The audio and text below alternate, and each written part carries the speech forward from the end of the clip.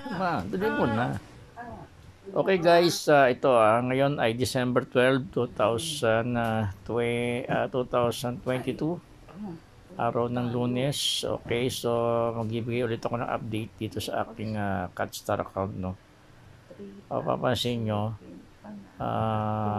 meron akong gawing mining na 707 and counting, no. So meron na lang ako 6 hours, 42 minutes and 17 seconds countdown para i-click ulit ito. Ito pag bumalik sa zero ito, magkakaroon ulit dito ng ano, no, magpa-pop up dito yung ano, no, startup. So i-click natin to lagi para ma-maximize natin yung ating income, no. So ganun ang ginagawa namin ng misis ko. Actually yung aming internet nakabukas yan 24/7, dati hindi kasi sayang kasi yung time. Kasi kapag dumating ang time na ang member na sa 1 million na, itong basic rate ay babagal na, magiging 0.01. So pahirapan. So hanggang ngayon timing pa rin kayo, no, kasi check natin sa ecology. Ayan, check natin, no. Napapansin nyo dito, no, malapit na mag 900,000. So pag umabot na ng 1 million, tingnan nyo pakita ko sa inyo tingnan natin dito Ayan, no, ito yung person per million, no.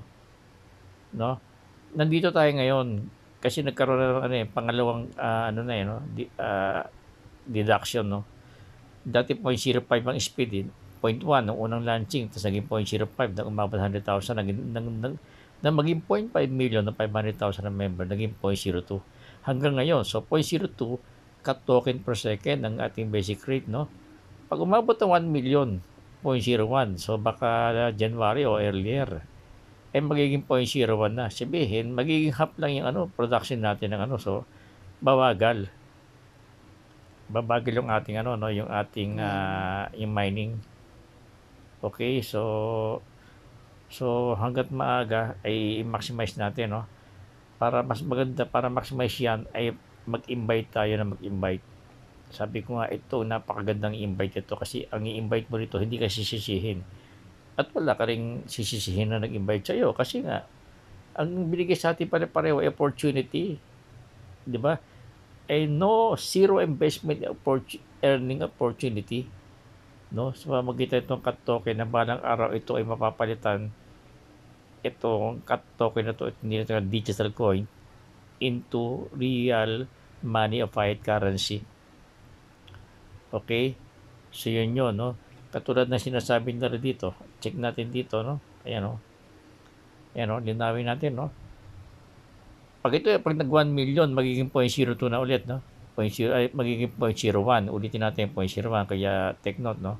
At pag ito umabot na ng 5 million, next year, ang target nila October 2023. Pag umabot na ng 5 million global users, ang cut, i-open na nila ang cut token trading sa public, will be officially open. Ibig sabihin nun, that the time pwede na tayo mag-exchange, no, at mag-withdraw.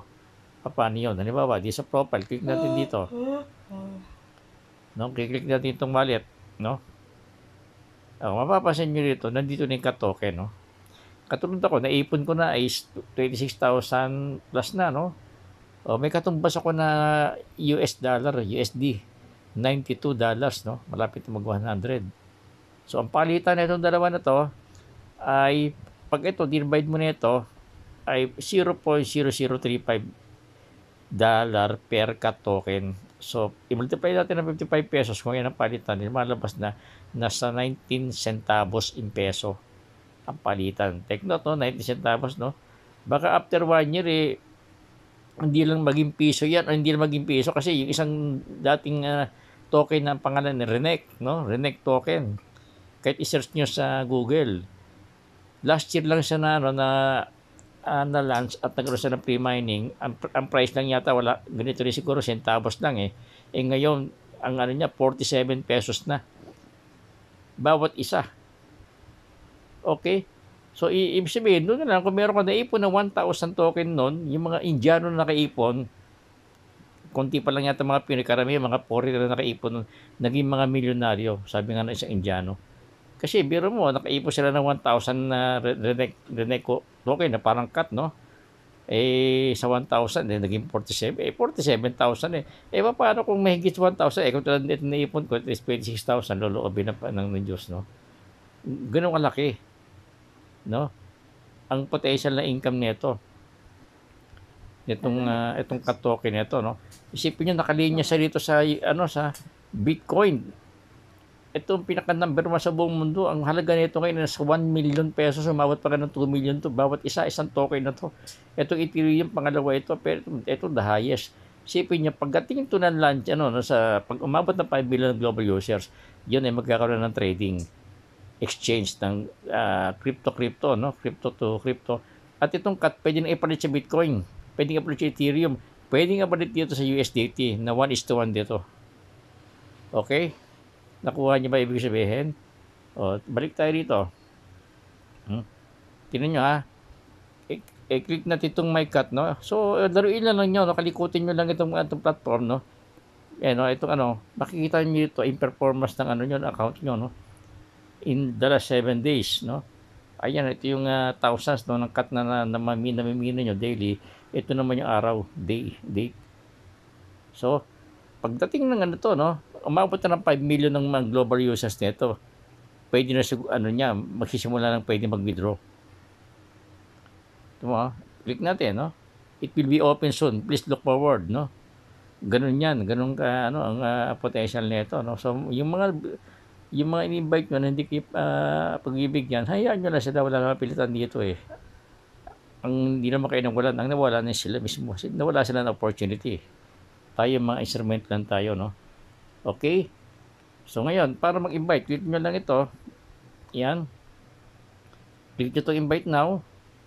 Click nyo lang ito. Kasi paste nyo lang sa chat nyo. Ganun lang kasimple. Okay? Ngayon, paano naman magpalit ng profile? I-click nyo itong profile. Ito pala. Ito, click nyo lang ito. Click nyo lang yan. Lalabas dito. So, click nyo ito para to upload picture.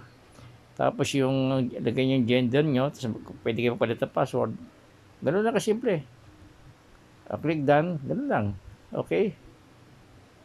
So, ang dali lang gawin ang kalikutin to. Ito, pag ito may palitan na ng exchange, no? Kailangan meron kayong government valid ID. Ito, isang indication ng company ay seryoso. Hindi katulad ng ibang mga nang-i-scam na company, wala silang ganito kasi sila mismo tatakbo. Dito, hindi tayo makakapag-withdraw kapag nagkaroon ng public trading exchange yung itong cut token kapag wala tayong government valid ID para sa GCash. Ibig sabihin seryoso sila. Check nila kung fake account yung mga user dito kasi withdrawal na kasi usapan dito eh. Okay? So, yun lang muna. Sana nakatulong kahit paano, no? So, until sa next natin, video natin. Okay? Bye for now.